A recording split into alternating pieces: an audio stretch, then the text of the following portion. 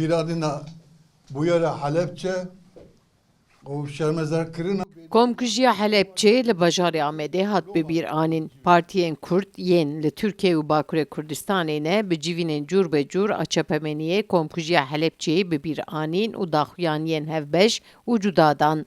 Di hemî çalakiyan de hate gotin ku me komkujî ji bîr nekiriye, em ê nehêlin ku were ji bîr kirin.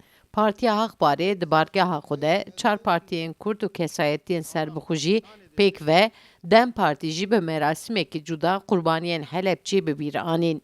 em salvegera Komkujiya Halepçe bi keder û rêz û bi bîr tînin. Ev komkujî di dîroka nêzik de yek ji sûcên herî mezin ê li dijî gelê Kurd û mirovahiyê.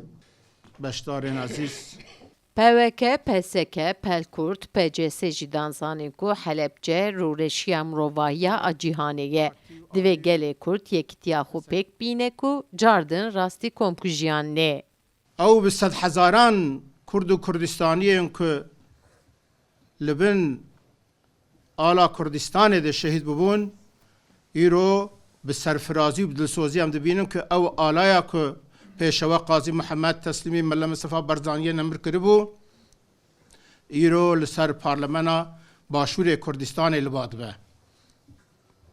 Tuş şika me jê nîne li her çar perçê Kurdistanê jî bi têkoşîna gelê me ev bedelên me dayî dê vala neçe û Kurdistan dê bi hemû beşê xwe rojekê azad bibe û ew şehîdên Helepçeyê, şehîdên Enfalê, şehîdên ku li Diyarbekirê, li Dêrsimê, li Agiriyê, li Zîlanê, li Mehebadê, li Qamişliyê em ê wê mizgîniyê rojekê bidin wan. Hemû beşdarvanan birêzdarî silav dikin.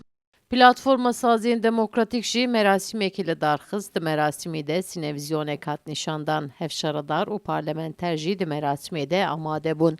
Parlamenter ama jê pê kir ku Kurd bibin yek wê di rojhilata navîn de bibin aktûrekî sereke. 6000 insanê me li Helepçe zarok, jin, cîwan, Kurd hatin qatil kirin. Hemû şehîdê Kurdistanê bûn. Em ser kesayeta wan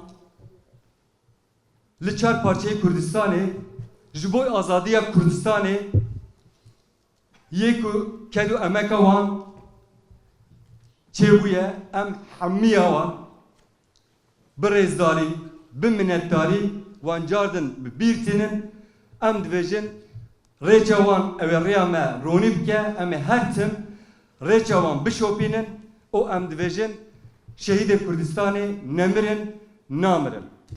Elamı komranjan yakini ateşxane evem. Di merasimê de beşdarvan li ber sinevizyon û kilamên dengbêjan bi hestiyar bûn. Merasîma bîranînê bi kilamên dengbêjan domand. Sevda Kaplan, Kurdistan TV, Amed. Daye